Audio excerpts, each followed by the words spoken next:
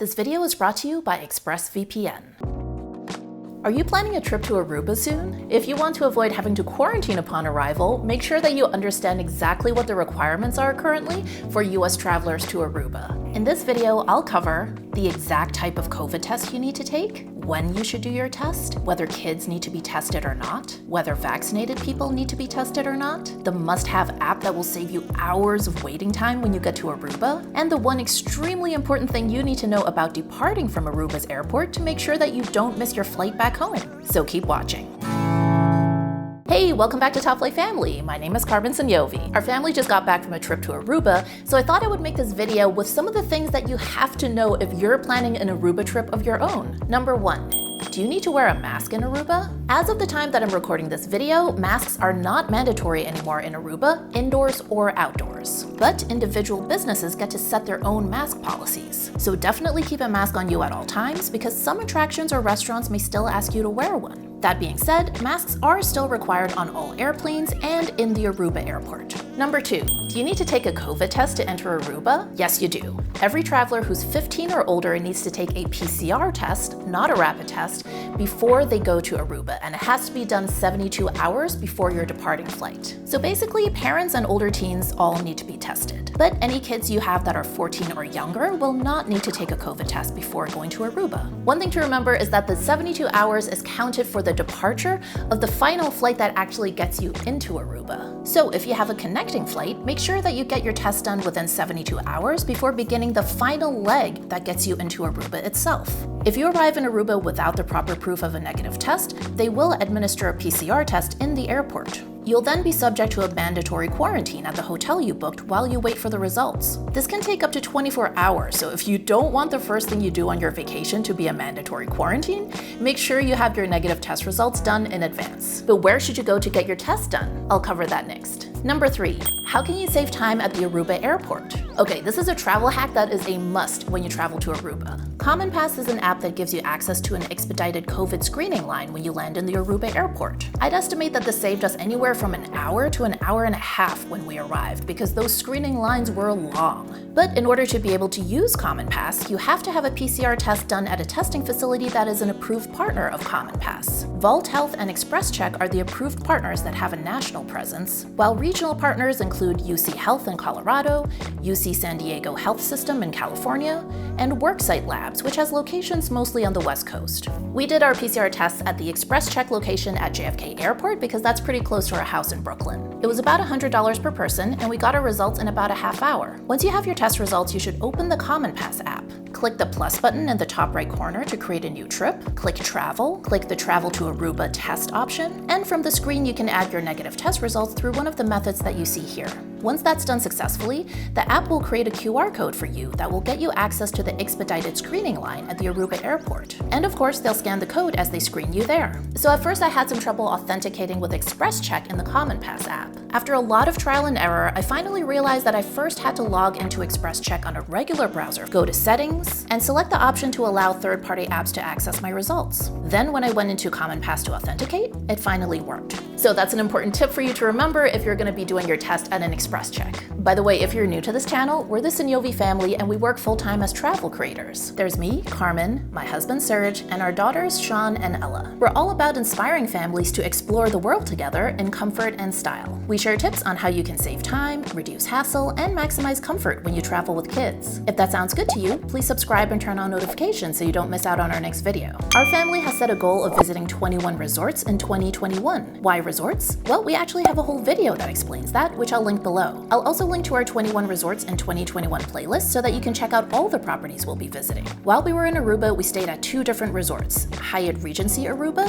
and the Ritz-Carlton Aruba. I'll link below to our videos about both of those resorts as well. Number 4, what if you don't want to do the nasal swab? So if you're going to be flying JetBlue to Aruba, you have the option of doing your PCR test at home with a company called Vault Health. This company offers a saliva-based test, so it's a good choice if you're a little bit freaked out by the nasal swab method. Vault recommends ordering your test kit at least a week before your flight. 72 hours before your departure time, you would do a Zoom video call with a supervisor who will guide you through doing the test. The same day, you ship your sample to Vault using the prepaid expedited shipping label. They receive it the next day, and then you should get your test results about 24 hours before your flight. This test costs $119 per person. Vault Health is an approved testing partner for CommonPass. So if you do your test this way, you will definitely get access to that expedited screening line when you land in the Aruba airport. Number 5, what if you're vaccinated? Even if you're fully vaccinated already, you will still need to show results of a negative COVID test before arriving in Aruba. For about a 2-week period in July, Aruba had introduced a new policy that allowed vaccinated US travelers to enter without a negative COVID test.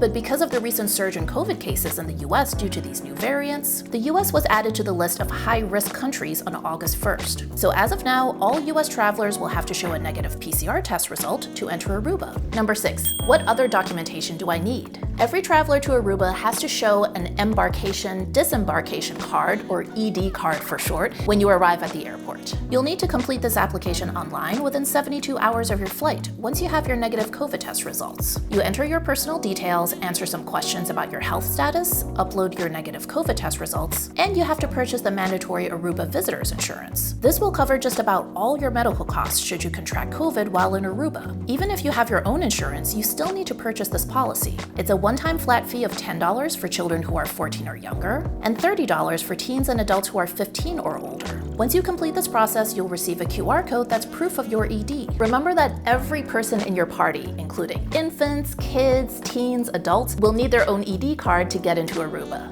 For some reason, that wasn't super obvious to me when I went through this process, so I had only applied for ED cards for me and Serge, but not for the girls. When we checked in for our flight at JFK, the agent told us that the girls needed one too, so I had to do this whole process for both of our daughters right there at the check-in desk. Standing in a public place, filling out an online form with all types of personal sensitive information is something that always makes me nervous. Because anytime you connect to a public Wi-Fi network, there's a chance that hackers can get to your emails, your passwords, your financial details. One thing that brings me peace of mind is knowing that all our devices are protected by EXPRESSVPN. With a single subscription, you can connect up to 5 devices at the same time. EXPRESSVPN encrypts your internet connection using the highest standards of encryption currently available. It would take a hacker with a supercomputer billions of years to crack. We've been using EXPRESSVPN for years now, and I always recommend it to everyone. Go to expressvpn.com/topflightfamily and find out how you can get 3 months free. Number 7, do you need a COVID test to return to the US? Yes, when returning to the US from Aruba, you do need to show negative results from a rapid antigen test, and it has to be taken 72 hours from your departing flight. Most major resorts offer on-site COVID testing. During this trip, we stayed at the Hyatt Regency Aruba as well as the Ritz-Carlton Aruba, and both offered on-site testing. By the way, if you'd like to watch our in-depth reviews of both resorts, I'll link them down below.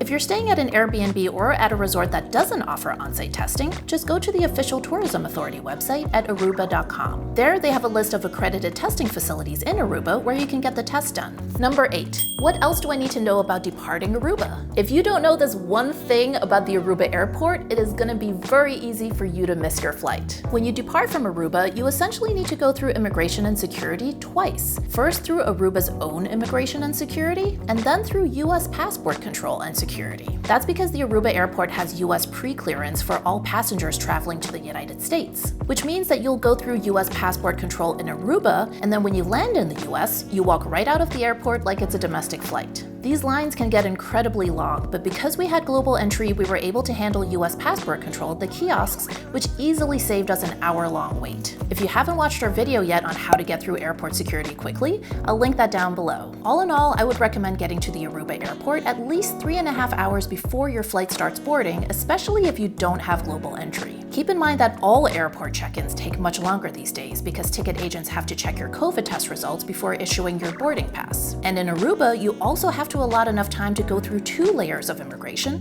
so it takes even longer than at many other airports. So be sure to give yourself that extra time. Now, of course, keep in mind that travel requirements change very rapidly these days. So while everything in this video is accurate as of the time I'm recording this video, by the time you're planning a trip to Aruba, things may have shifted again. So if you do have a trip to Aruba planned, be sure that you go to the official tourism website at aruba.com to ensure that you know exactly what the latest travel restrictions are. Okay, if you'd like to see what our stay was like at Hyatt Regency Aruba, just click that video right there. If you haven't already, please subscribe and turn on notifications, and follow us on TikTok and Instagram at Top Flight Family. Thanks for watching, and we'll see you in the next video.